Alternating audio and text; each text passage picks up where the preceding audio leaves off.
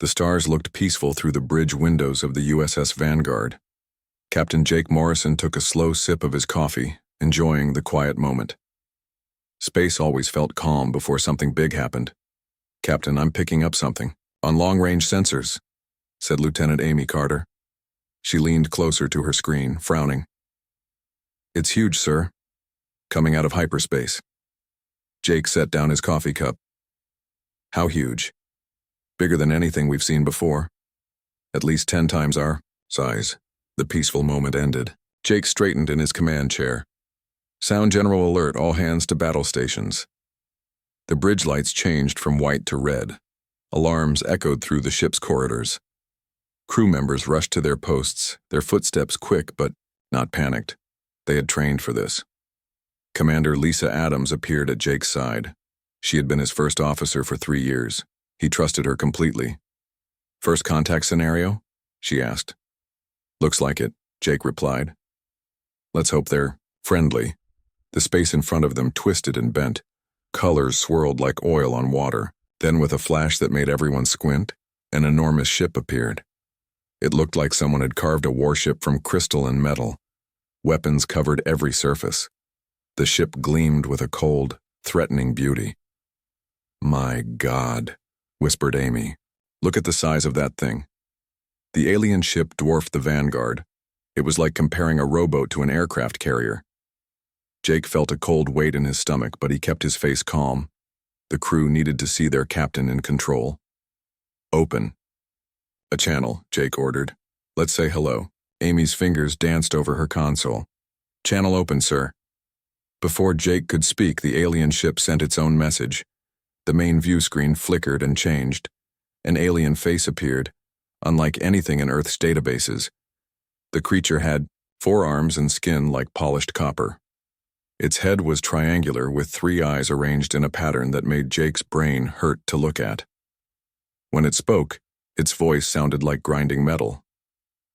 "Unknown species," the alien said. Its words came through the translator with perfect clarity.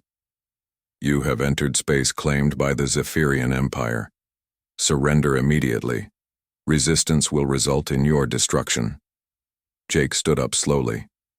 He had practiced this moment in simulations 100 times. "Stay calm, show respect but not fear. Speak clearly. I am Captain Jake Morrison of the United Earthship Vanguard. We are explorers on a peaceful mission. We did not know this space was claimed. We mean no harm." The alien's 3 eyes blinked in sequence. "Peaceful or not, you must surrender. The Zephyrian Empire has conquered 10,000 worlds. We have never lost a battle. Your technology is primitive. Your ship is small. You cannot resist us." Jake glanced at Lisa. She gave him a tiny nod. They both knew what was coming next. "May I know who I'm speaking with?" Jake asked. "I am Commander Vex Thor of the Imperial Warship Dominator. I speak with the authority of the Empire. You have 1 minute to surrender." Jake took a deep breath. Earth's leaders had prepared them for this moment. Humanity had learned hard lessons about survival. Sometimes, being underestimated was an advantage. "Commander Vex Thor," Jake said carefully, "I must warn you. Things are not what they seem. I strongly suggest you reconsider your threat." The alien made a sound that might have been laughter. "You warn us? One small ship warns the Empire? Your arrogance is amusing." "It's not arrogance," Jake replied. "It's experience. We've survived threats you cannot imagine. I'm giving you a chance to avoid a mistake." "Mistake?"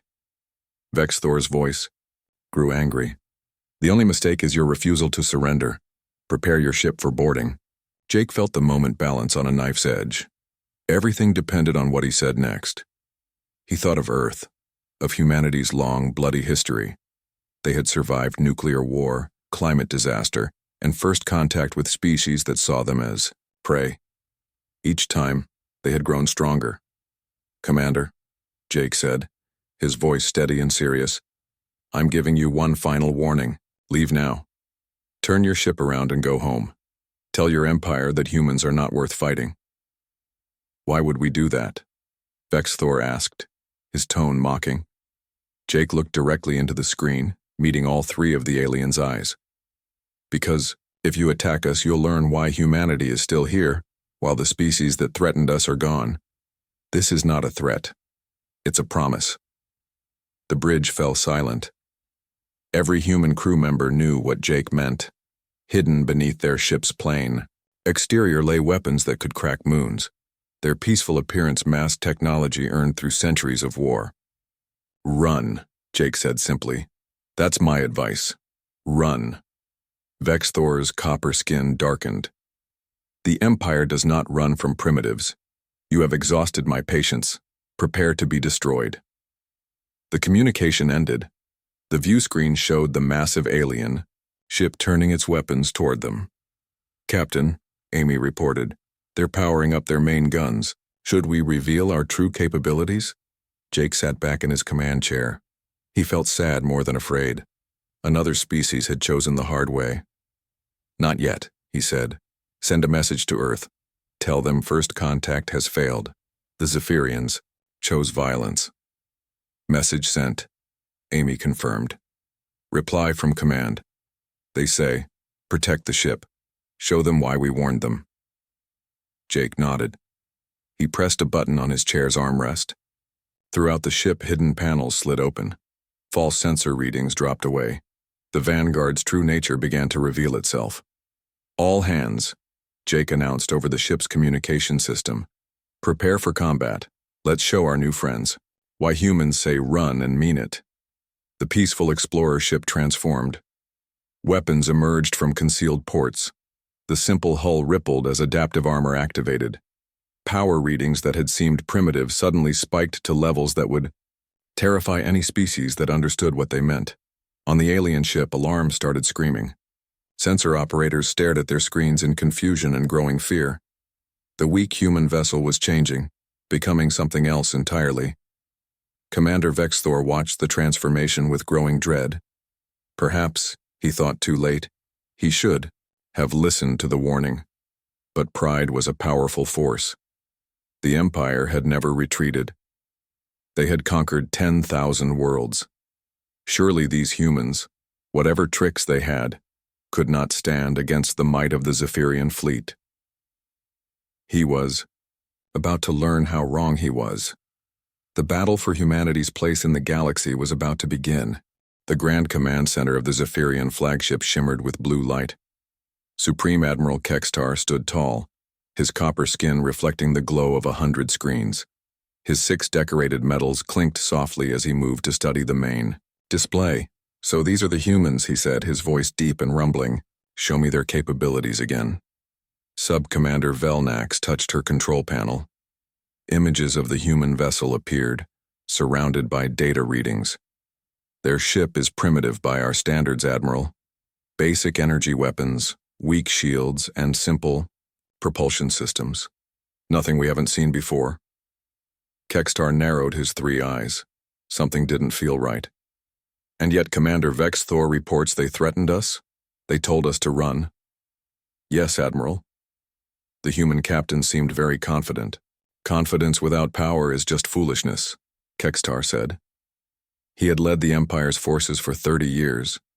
He had conquered more worlds than he could remember. These humans would be no different. Perhaps they are bluffing, suggested War.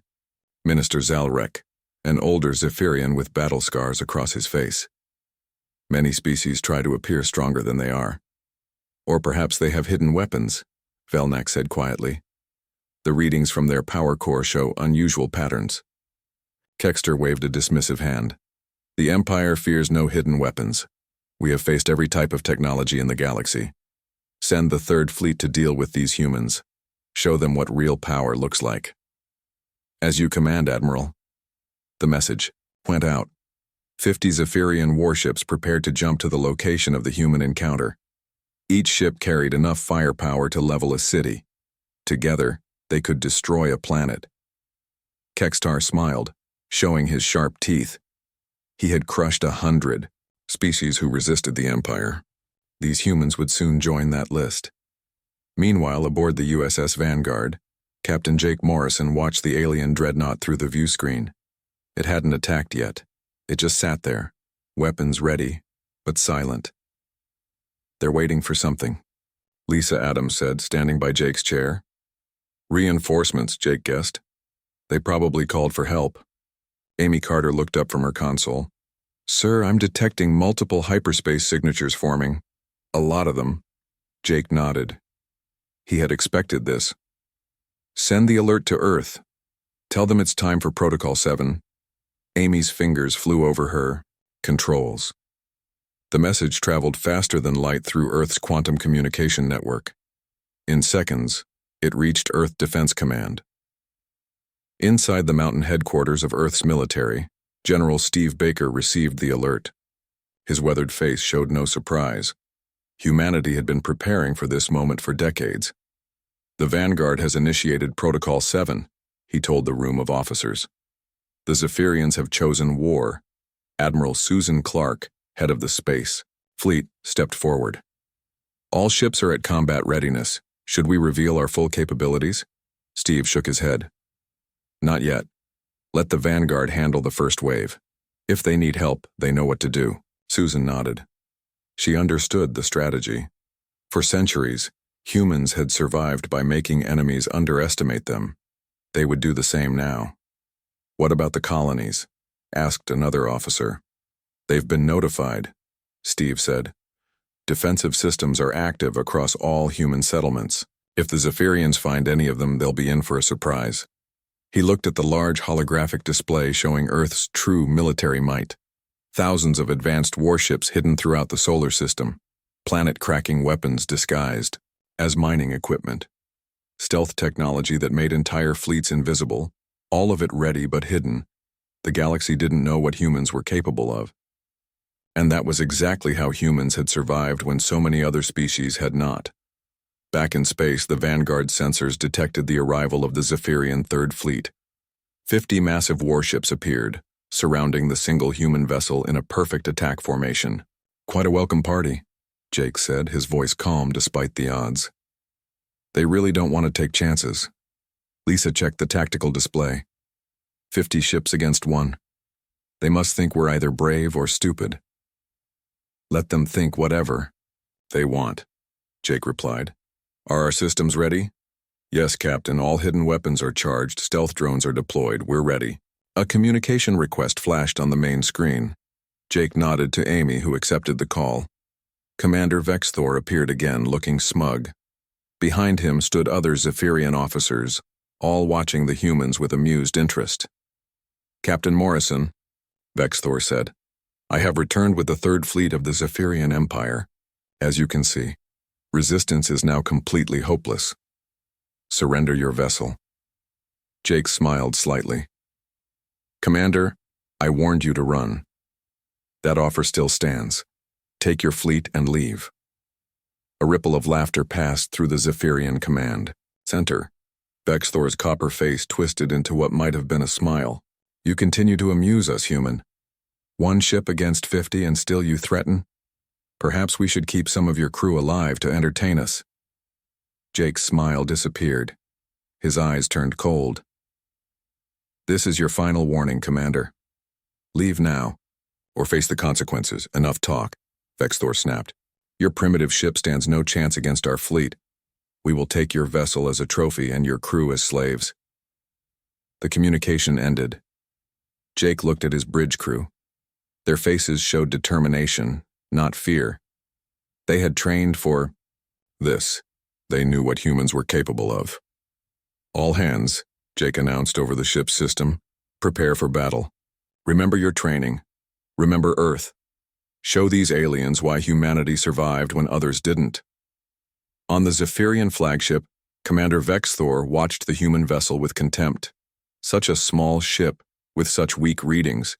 He would crush them quickly and be rewarded by the Empire. Fire warning shots, he ordered. Let them see our power before they die. Brilliant green energy beams shot from the Zephyrian ships, deliberately missing the Vanguard by a small distance. A show of force, meant to terrify the humans into submission. But instead of panic or surrender, something unexpected happened. The human ship began to change. Hidden panels opened along its hull. What looked like simple metal plating shifted and transformed. The energy readings that had seemed so weak suddenly spiked to levels the Zephyrian sensors couldn't even measure. "What's happening?" Vexthor demanded, leaning forward in shock. "What are they doing?" A junior officer checked his readings, his hands shaking. "Sir, they're revealing weapons. Many weapons. And there are other ships appearing from nowhere." Impossible. There was only one ship, but the evidence was right in front of them. Where there had been one human vessel, now dozens of smaller ships appeared, dropping their stealth fields. What had seemed like cargo containers separated from the main ship, transforming into deadly combat drones. The true nature of human technology was revealing itself, and it was terrifying. On the Vanguard, Captain Jake Morrison opened a channel to the entire Zephyrian fleet. "You should have run when we warned you," he said simply. "Now you'll understand why." The battle for survival was about to begin, and the Zephyrians were about to learn why humans were the most dangerous species in the galaxy. Commander Vexthor stared at his viewscreen in disbelief. The single human vessel had transformed before his eyes. Hidden weapons emerged from its hull. Stealth fields dropped, revealing dozens of small fighter ships that had been invisible until now. What had seemed like a simple explorer craft was now a bristling weapon of war. "Impossible," he whispered. "Our sensors detected nothing." His weapons officer looked up with fear in all three eyes. "Sir, the human ships are moving into attack formation. Their energy readings they're off the scale." Vexthor regained his composure. He was a commander of the mighty Zephyrian Empire. 50 warships against whatever tricks these humans had. The odds were still heavily in his favor. "All ships, battle formation Delta," he ordered. "Target their main vessel first. Full power to weapons." The Zephyrian fleet moved with perfect coordination. 50 warships arranged themselves in a deadly pattern, weapons charged and ready. They had used this formation to destroy countless enemies before. On the bridge of the USS Vanguard, Captain Jake Morrison watched the alien ships move. He had seen the recordings of their battles against other species. The Zephyrians were skilled and confident, but confidence could be a weakness. "They're using standard attack formation," Lisa Adams noted, studying the tactical display. "Just like we expected." Jake nodded. "They think they know what they're dealing with. Are our systems ready?" "Yes, sir. All weapons online. Drone swarms deployed. Gravity distortion fields ready." Jake took a deep breath. He had hoped the Zephyrians would retreat when they saw humanity's first layer of defenses, but they were too proud, too sure of their superiority. Now they would learn the hard way. "All ships, prepare to engage," he ordered. "Remember your training. Remember what we're fighting for." The Zephyrian fleet fired first. 50 ships released a storm of energy beams, all targeting the Vanguard. The space between the ships lit up like a new sun being born, but the beams never reached their target. The Vanguard's true defense systems activated. The energy weapons bent away, caught in invisible gravity fields that redirected them safely into empty space. "No effect," the Zephyrian weapons officer reported, his voice rising in panic. "Their shields, they're like nothing we've seen before." Vexthor pounded his command chair in anger. "Fire again, all weapons." A second volley, launched toward the human ships. This time the Vanguard didn't dodge or deflect. Instead, its hull seemed to absorb the energy, glowing briefly before returning to normal. "Energy-absorbing technology," Lisa explained to Jake. "Working perfectly." Jake nodded. "Now it's our turn. Show them what humanity can do." The human response began with a simple order. "Drones engage." Hundreds of small, unmanned craft swarmed toward the Zephyrian ships. They were too small for the aliens' targeting systems, designed to fight large vessels. The drones slipped through defensive fire and attached themselves to the crystal hulls of the enemy ships. "What are those things?" Vexthor demanded, as tiny objects swarmed his fleet. He got his answer seconds later. The drones began to pulse, releasing clouds of microscopic robots that ate through the Zephyrian hull material like acid through paper. "Nanobots!" screamed an officer. "They're consuming our ships!" 3 Zephyrian vessels went dark as their power systems were devoured. Others spun wildly, trying to shake off the tiny attackers. But the human attack was just beginning. The Vanguard's main weapons powered up. They didn't fire energy beams or plasma like most species. Instead, they used something much older and more deadly: kinetic weapons. Railguns 1 through 6, fire when ready, Jake ordered. 6 massive, magnetic accelerators launched metal projectiles at speeds approaching that of light. They were simple weapons in concept, just solid chunks of metal. But at those speeds, nothing could stop them. The projectiles tore through the Zephyrian ships as if their hulls were made of cloth. 6 shots, 6 ships destroyed instantly. The impacts were so fast that the alien vessels didn't even have time to explode. They simply flew apart into clouds of debris. Again, Jake said quietly. 6 more shots, 6 more kills. In the Zephyrian command ship, panic was setting in. Vex Thor watched in horror as his fleet was torn apart by weapons he didn't understand. How? He kept asking. How is this possible? They were supposed to be primitive. His second in command, an experienced officer named Jexnar, grabbed his arm. Sir, we need to retreat. These humans, they've been hiding their true technology. We cannot win this fight. Pride warred with survival instinct in Vex Thor's mind. In the end, survival won. All remaining ships prepare for emergency jump. Retreat to Rally Point Omega. But the humans weren't finished yet. As the Zephyrian ships prepared to flee, the Vanguard deployed its final weapon. A small device launched from its bow, moving toward the center of the enemy formation. Gravity, bomb away, reported the weapons officer aboard the Vanguard. The device detonated not with fire or energy, but with a ripple that distorted the very fabric of space. A miniature black hole formed for just 5 seconds, long enough to trap 15 Zephyrian ships in its pull. When it collapsed, the ships were crushed into unrecognizable masses of twisted metal and crystal. In less than 15 minutes, 40 of the 50 Zephyrian warships were destroyed or disabled. The remaining 10 managed to activate their jump drives, disappearing into hyperspace with a flash of light. The battle was over. Captain Jake Morrison looked at the debris field that had been the third fleet of the mighty Zephyrian Empire. He felt no joy, only sadness that it had come to this. Casualties? He asked quietly. None on our side, sir, Lisa reported. The Zephyrians lost approximately 12,000 crew members. 10 ships escaped. Jake nodded slowly. Enough to tell their leaders what happened here. Maybe now they'll understand our warning. He opened a channel to Earth. Defense Command, this is Morrison. The Zephyrian Third Fleet has been defeated. 10 ships escaped back to their territory.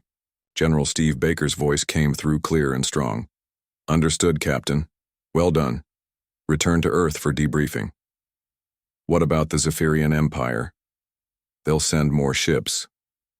Let them come, Baker replied. If they were smart, they'd listen to you and run. But if they attack again, we'll be ready. Jake ended the communication and looked out at the stars. Humanity had revealed some of its technology today, but not all. Not even close to all. If the Zephyrians came back with a larger fleet, they would face weapons that could destroy planets. He hoped it wouldn't come to that. He hoped the surviving ships would tell their leaders to stay away from humans. But experience had taught him that some species had to learn the hard way.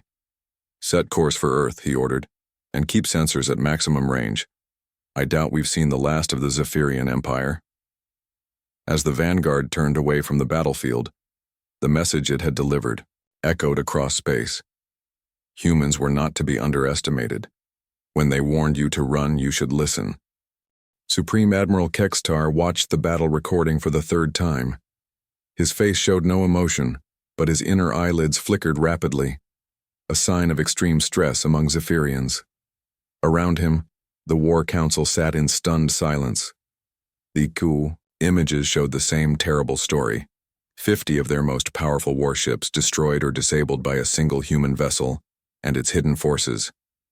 Technology that shouldn't exist. Weapons that bypassed their best defenses as if they weren't there. Kextar finally spoke. his voice barely above a whisper. "Show me the casualty report again." An aide placed a crystal data pad before him. The numbers were devastating. 40 ships lost, over 12,000 crew members dead, and all in less than 20 minutes of combat. How? Kextar asked the empty air. How did we miss this? Their technology readings indicated a primitive species. Sub-Commander Velnax cleared her throat nervously. "Admiral, I believe they deliberately hid their capabilities. The human ship gave off false readings until the battle began. War Minister Zalrek, who had been so confident before, now looked old and tired. A deception strategy. We've never encountered it on this scale before." "But why?" another officer asked. "Why hide their true power? If they're this advanced, they could have announced themselves to the galaxy years ago." Kextar suddenly understood. A cold feeling spread through his body as the realization hit him. "Because they've been hunted before," he said softly. "They learned to hide. Probably from enemies far worse than us." The room fell silent as everyone considered this. The Empire had existed for 10,000 years, conquering any species that resisted. But humans were something different. "We need to learn more about them," Kextar decided. "Send probes to their territory. Find their homeworld." "Is that wise, Admiral?" Velnax asked. "After what they did to our fleet?" "Knowledge is our only hope now," Kextar replied. "We must understand what we're facing." On Earth, the United Earth Council gathered in their circular chamber. Representatives from every human nation and colony sat around a massive table, watching as General Steve Baker presented his report. The engagement lasted 17 minutes, he explained, showing holographic images of the battle. The Zephyrian Empire lost 40 ships. 10 escaped back to their territory. President Maria Rodriguez leaned forward. Her gray hair was pulled back in a tight bun, and her eyes showed concern. "Casualties on our side?" "None, Madam President. Their weapons couldn't penetrate our defenses." The room filled with murmurs. Everyone knew what this meant. Another alien empire had discovered humanity. Another potential threat had emerged. Dr. Paul Anderson, head of the Xenobiology Department, stood up to speak. He was tall and thin, with glasses that he didn't really need but wore out of habit. "The Zephyrians made the same mistake every other hostile species has made," he said. "They assumed our visible technology represented our actual capabilities." Maria nodded. "They judged us by what they could see." "Exactly. 300 years of constant warfare shaped us. The colony wars, the AI rebellion, the Void incursion. Each crisis forced us to develop new technologies, new weapons. But we also learned to hide them." Old Admiral William Carter, a veteran of the Void incursion, spoke up. His voice was rough from age. "We learned that lesson the hard way, didn't we? Show your strength, and you become a target. Hide it, and enemies underestimate you." The memories hung in the air. 2 centuries ago, humans had proudly displayed their technological achievements to the first alien species they met. That species had immediately attacked, seeing humans as a future threat. Humanity barely survived. Since then, Earth had adopted a new strategy: appear weaker than you are. Hide your true capabilities, and when threatened, give a single warning: run. Many species ignored that warning. None made that mistake twice. "The question now," Maria said, bringing everyone back to the present, "is what the Zephyrians will do next. Will they heed our warning or will they escalate?" Steve Baker's face was grim. "Given their history of conquest, I believe they will attack again, with a much larger force." Maria sighed. She had hoped to avoid another interstellar conflict. "Then we need to prepare. And we need to try diplomacy one more time." She turned to Kevin Smith, Earth's most experienced ambassador. "Kevin, I want you to take a ship to their territory. Show them enough of our true strength to convince them that war is not in their interest." Kevin nodded. He understood his mission. It was always the same: prevent war if possible, but make it clear that humans would win if forced to fight. I'll leave immediately, Madam President. In deep space, the surviving Zephyrian ships limped toward home. Commander Vexthor sat alone, in his quarters, watching the stars through his viewport. His ship had barely escaped the battle. Its crystal hull was cracked in dozens of places, its weapons systems disabled. A soft chime announced a visitor. Jexanar, his second-in-command, entered with a datapad. "The reports are ready, sir," she said quietly. "All surviving ships have submitted their battle data." Vexathor took the pad without looking at it. "They won't believe us, you know. The High Command will think we're making excuses for our failure. They'll believe the recordings. No one could fake that level of technology." Vexthor finally turned to face her. "Do you understand what this means? For 10,000 years, the Empire has never lost a major battle. We've conquered every species we've encountered. Now suddenly, we find humans." Jexnar's copper skin paled, slightly. "Do you think there are others like them? Other species hiding their true capabilities?" "I don't know, but I know this. If the Empire attacks them again with an even larger fleet, the humans will reveal even more powerful weapons. I saw it in their captain's eyes. What they showed us was just the beginning." The two Zephyrians sat in silence, contemplating a galaxy that suddenly seemed much more dangerous than before. Ambassador Kevin Smith prepared for his mission to the Zephyrian Empire. His ship, the USS Diplomat, was officially a small, lightly armed vessel. In reality, it carried enough firepower to destroy a moon. But weapons weren't his primary tool. Information was. On his datapad, he reviewed everything humans knew about the Zephyrians: their history of conquest, their hierarchical society, their worship of strength. "They respect power," he murmured to himself. "So I'll show them power." His aide, a young woman named Olivia Reed, looked up from her own work. "Sir, did you say something?" Kevin smiled slightly. "Just thinking about our approach. The Zephyrians need to understand that they can either have humanity as an ally or as an enemy, but they can't conquer us. No one can." Olivia nodded. She had grown up in a world where humans were constantly preparing for the next alien threat. It was just the way of life. "And if they choose to be enemies?" she asked. Kevin's smile faded. "Then they'll learn why our warning is always the same. One word. Run." The USS Diplomat's engines hummed to life. Its journey would take 3 days, at maximum speed. 3 days to prepare for a meeting that might determine the fate of 2 civilizations. Kevin hoped the Zephyrians were wise enough to listen. But if not, humanity was ready. They had always been ready, ever since the day they learned that the galaxy was full of predators. And the most dangerous predators were the ones that appeared harmless until it was too late. 6 months later, the Great Hall of the Galactic Council sparkled with light. Representatives from 27 spacefaring species sat in a circular arrangement. Among them, for the first time, was a human. Ambassador Kevin Smith stood calmly as the council leader. An ancient being named Zahn called the meeting to order. "Today we welcome humanity to the Galactic Council," Zahn announced, his voice translated by the room's systems. "Their petition for membership has been approved." Kevin noticed many representatives shifting uncomfortably in their seats.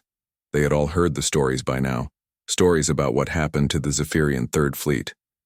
Speaking of the Zephyrians, their representative sat directly across from Kevin. It was Commander Vexthor, now wearing the robes of a diplomat rather than a military uniform. Their eyes met briefly. Vexthor gave a small nod of acknowledgement. After the formal welcome, the council broke for refreshments. Kevin found himself approached by several curious representatives.